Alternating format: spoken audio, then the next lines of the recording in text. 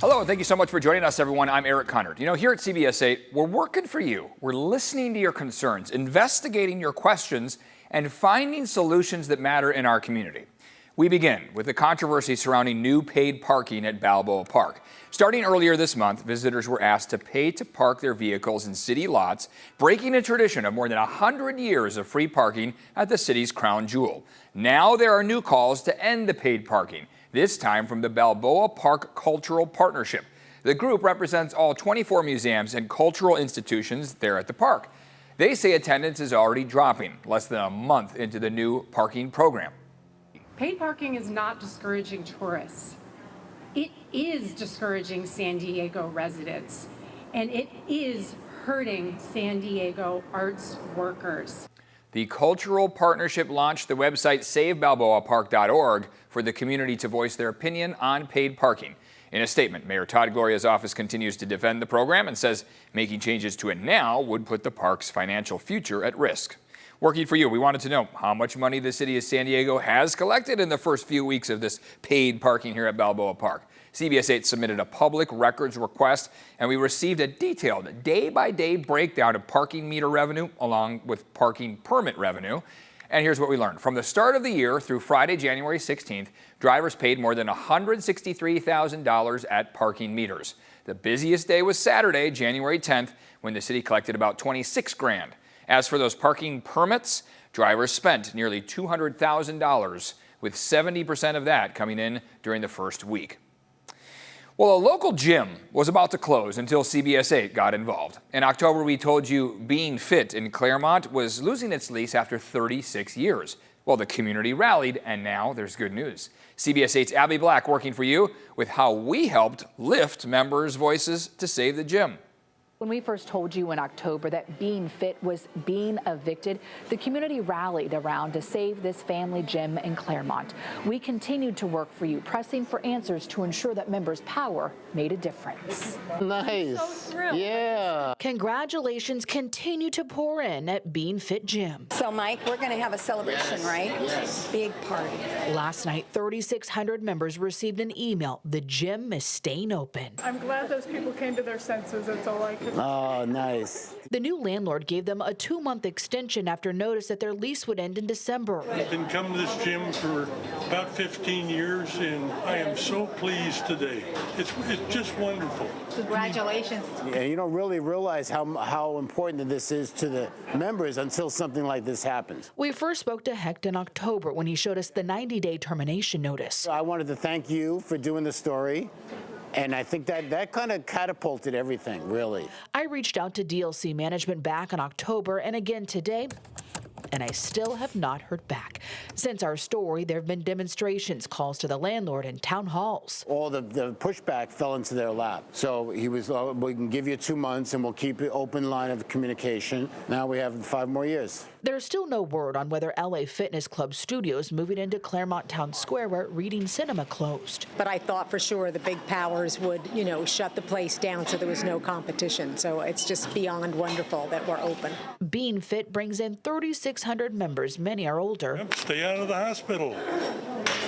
Be happy. But it's for all ages where they've built a community. People form relationships here that have lasted for years. Bruce Livermore has been working out here since Hecht's father opened Being Fit 36 years ago. Ever since it opened. Hecht says although the lease was extended, rent is going up significantly. So $29 per month memberships will increase too, but members we spoke to say that they're okay with that. It's still going to be way less. When we work for you, we work to lift your voice. So I want to thank CBS for doing this story and putting it out there. Working for you in Claremont. We're so happy. We're so happy. Abby Black. We stay here forever. We're going to stay here forever. Yeah. Yeah, we're certainly happy for them as well. Well, Oceanside police will soon be able to confiscate and impound e-bikes from reckless riders. City leaders say it's all in the name of public safety. They say complaints and calls for service involving e-bikes have skyrocketed more than 1,200%, jumping from just 69 calls in 2021 to more than 900 calls last year. Police tell us they will be targeting people who are riding recklessly, breaking the law, or racking up multiple violations. They'll also be cracking down on so-called double riding unless that bike has a second seat. Cyclists we talk with say the changes are overdue. I think it's really dangerous. I think it's definitely a hazard. I worry about them all the time, especially the ones who aren't wearing helmets. We're told most riders can avoid fines by completing a safety course. Confiscated bikes will also be held at no cost and returned once cases are resolved. The new rules take effect on February 28th. Flu cases are climbing across California, and doctors are now tracking a new strain. CBS 8's Shannon Handy working for you and has more on what experts are saying and what could be contributing to you getting sick. Doctors say your first line of defense is to get vaccinated. They warn the virus can spread easily, especially in certain environments.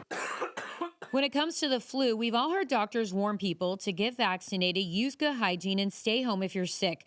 But there's other things to keep in mind, including the environment you're in. The flu loves colder weather. In warmer temperatures, the virus's outer coating becomes less stable. In colder air, like what we've been experiencing at night here in San Diego, that outer layer stays firm, helping the virus survive longer outside the body. But an even bigger factor is humidity. The flu likes dry weather.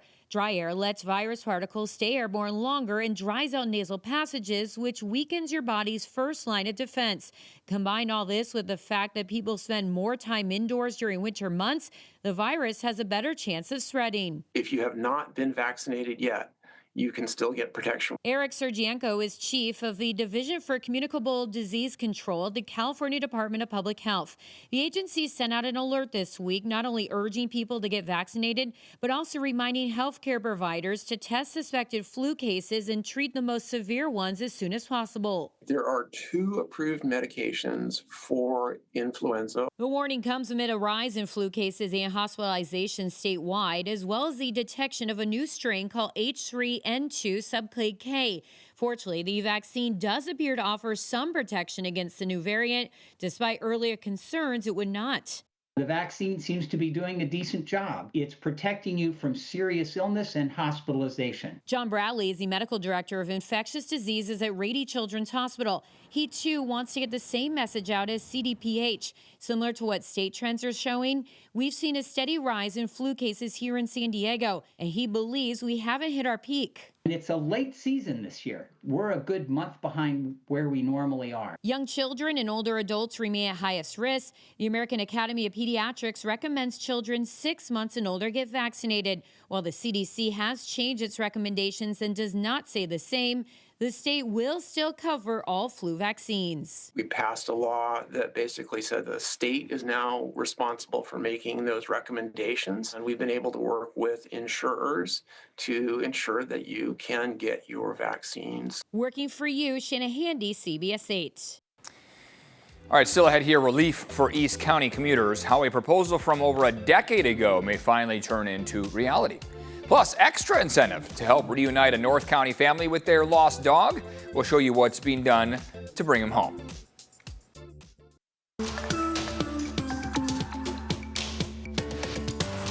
Welcome back here to Working for You. For East County commuters who spent hours here on State Route 52, a possible fix is on the table.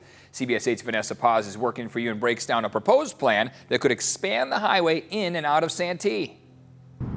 If you drive the 52, you already know traffic doesn't just slow, it stops. And transportation officials say that gridlock is the reason why the SR Improvement Project was created. There are a couple of unique things about the 52. One is that the traffic patterns on the 52 they're very directional. Commuters crawl west in the morning while opposite lanes sit empty. Continue on Current Road for about 8 miles. Until that evening pattern flips at night. Jake Spellin is a project manager with Caltrans San Diego. The vision of the project is to address that congestion, to alleviate the congestion and increase people throughput for the route. The city of San Diego has pushed for a fix for more than a decade. Now, with support from Caltrans and Sandag, a plan in its very early stages could add managed lanes for an HOV or bus and even a reversible lane in the median to match traffic flows. Community feedback has been key, especially as development grows. Bonita Ranch stands to increase traffic on the 52. The proposed Fanita Ranch development would add thousands of new homes. As a condition of approval, developers must support the highway project, helping build momentum and chase funding. We're in the environmental phase of the project, so we're just beginning. One of the biggest changes under study, a westbound managed lane where the bike lane currently runs. We're able to reclaim that pavement, essentially not widen the freeway. The bike lane would be relocated to the south side of SR 52 from Santo Road through Mission Trails with barrier protection and a connection to Mast Boulevard. These are improvements that the city has been getting feedback from residents that they want. Funding remains the biggest challenge. Right now, money only covers environmental and design phase, but there is optimism. Smelton said their goal to finish with design by 2030, break ground in 2031, and complete construction by 2033. And for him, this project is personal. Well, I'm a resident of Santee. Oh. And so I sit in the traffic in the mornings and in the evenings, so I'm very excited about it. And to share feedback on the project, you can visit CBS8.com and click on this story for a direct link. Well, the search is on in Escondido for a missing French bulldog here named Nova. There's a picture. Her family is offering a $10,000 reward, and the community is rallying to help. CBS8's Abby Black reports on the desperate search. Here at CBS 8, we often don't do stories of missing pets, but Nova's case is different. The extraordinary lengths that her family's gone to find her moved us to help. I just truly miss her so much, and I just really want her home. I'm just begging to the person to bring her home. Delane Scott is heartbroken. Her French bulldog Nova went missing from their Escondido home on January 4th when she says workers accidentally left a door open. Scott told us a neighbor saw someone pick up Nova near Sunset Drive that's close to Bear Valley Parkway. Maybe someone thought that she was lost or abandoned, but she is not lost and abandoned, and she is deeply missed and loved, and like I said, we just really want her safe return. Scott says she filed a police report. We've reached out to Escondido PD and are waiting to hear if they have any leads. Meanwhile, the community rallied and anonymous donors pledged a $10,000 reward for Nova's safe return. That $10,000 reward is yours. We are very sincere and serious about it, and we really just want our sweet girl home. No questions asked, no judgment. We just want her home. Nova's gray with a white stripe from her neck to chest, has light brindle markings visible in the sunlight, and hazel eyes. She's microchipped, and her favorite food is citrus. For somebody that just was not able to have children, and like she's just my everything, and I'm gonna do anything I can to get her back. Nova was not just a pet. She was Scott's comfort after battling a serious illness, losing her cat and then losing her father last year. This is just another loss that I just don't know if I can deal with, and I now don't have Sweet Nova to help me get through it. So I know I can't bring the human people back, but I really hope that I can get her returned safely to us as well. Scott and supporters have posted 1,000 flyers all across San Diego County and blasted social media hoping someone recognizes Nova. Help bring Nova home. I just implore you and beg you to just please bring my baby home. I miss her deeply, and I just want her home safe. If you've seen Nova, call the number on your screen, 512-633-9816. Reporting in Escondido, Abby Black, CBS 8. We all hope Nova is found here soon. Still ahead here, the critical work to help people living on the streets. We meet the team bringing health care to the most disenfranchised here in San Diego.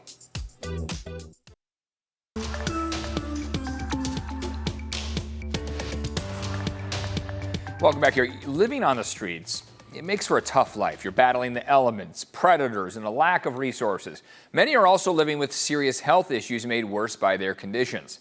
And that's where the street medicine team from Family Health Centers of San Diego steps in, bringing care directly to them. CBS 8's Carlo Cicchetto is working for you and spent the day with that team as they hit the streets to help San Diegans. The sidewalk at 16th and Market in San Diego's East Village is a long way from your typical doctor's office. Yeah, it's a matter of life and death in some cases. These healthcare workers' mission is to care for people who have slipped through the cracks. The thousands of people living in their cars or on San Diego's streets and sidewalks. What's your typical day down here? Similar to this, we'll start out at the van, do a team huddle, and then walk around the block. because this is usually where patients hang out. You'll find this van under freeway overpasses, along the San Diego River, or like on this day, on busy downtown streets. Do we have vitals on them already? Yes. Amazing. Dr. Greg Wyatt spends 2 days a week working out of this van, treating patients where they are, whether it be on the streets or hidden in canyons. The problems are numerous. So our top 3 causes of death are 1, overdose, 2, a cardiac event, heart attack, heart failure, and 3 is suicide or homicide. The street team treats 6 to 12 patients a day. Over a year, they'll see more than 600 new patients, still only a fraction of the people living outside in San Diego. Family Health Centers of San Diego is dedicated to providing affordable, quality health care to everyone. This van and street medicine team is an extension of that mission, addressing the growing and critical homelessness crisis. We're not in a good spot right now, which is why we have a greater desire to come out and help, whether it's through medical services, case management, patient engagement, just to be part of the solution. Katie Wood, Senior Director of Special Populations with the Family Health Centers, says that healthcare can be the last thing on their minds. We're working with a population that's really vulnerable. There's a lot of mistrust, whether it's of the medical community, anybody offering services. So oftentimes we engage multiple times, even for medical services, before somebody says yes to that first medical visit. Unfortunately, many in need often wait too long to get help and end up in emergency rooms, an expensive option for care. Recent data shows on average a single unhoused person is admitted to a local emergency room 3 times a year. Dr. Wyatt is working to change that, 1 person in need at a time. Do I take like a paper to it? Or no, you just give them your name and date of birth and say you're here for your inhaler. And for people like Damone, Dr. Greg and the street medicine team are not only the first step toward getting healthy, but could be the first step toward building trust and hope and a path to getting off the streets for good. Family Health Centers of San Diego operates more than 90 sites around the county. That includes primary care, behavioral health, substance abuse treatment, and much more. If you'd like to support their mission, you can go to fhcsd.org/donate. Well, popular restaurants shutting down. Coming up, we're looking into the reasons behind a growing trend here in San Diego.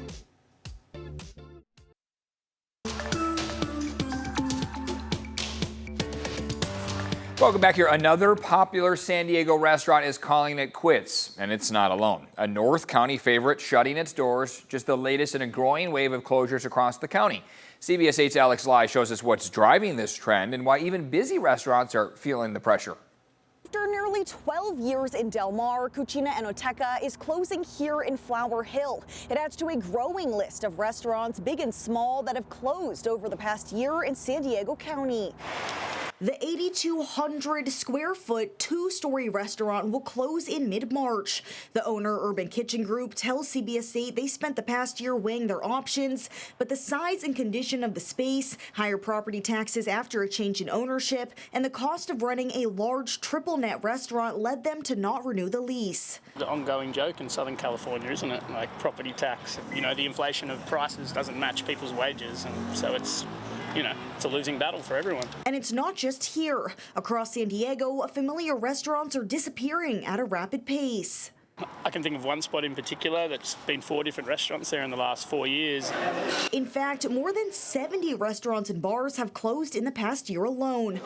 Notably, Les Cuatros Milpas in Barrio Logan shut down after its building was sold, ending 92 years in business. Joe's Crab Shack near the Rady Shell closed in August after more than 20 years. The Red Fox Room in North Park shut down last May, and the Little Italy Food Hall closed with little notice in February. It's unfortunately a trend we're seeing. Jock Condi, CEO and president of the California Restaurant Association, says restaurants are being squeezed from both sides with more competition and less consumer spending.